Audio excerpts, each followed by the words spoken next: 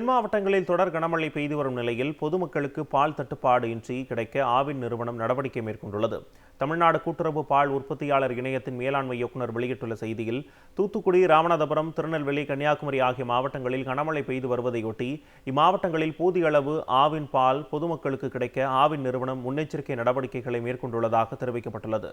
ஆவின் நிறுவனம் பேரிடர் காலங்களில் பொதுமக்களின் பால் தேவையை பூர்த்தி செய்யும் வகையில் வெளி மாவட்டங்களில் இருந்து கூடுதலாக பால் பவுடர் மற்றும் நீண்ட நாள் உபயோகப்படுத்தக்கூடிய பதப்படுத்தப்பட்ட பால் கொண்டு வர ஏற்பாடு செய்யப்பட்டுள்ளதாக தெரிவிக்கப்பட்டுள்ளது. பொதுமக்களுக்கு தங்கு தடையின்றி கிடைக்க போதுமான பால் கையிருப்பு உள்ளதாகவும் மக்கள் யாரும் அச்சப்பட தேவையில்லை என்றும் தெரிவிக்கப்பட்டுள்ளது.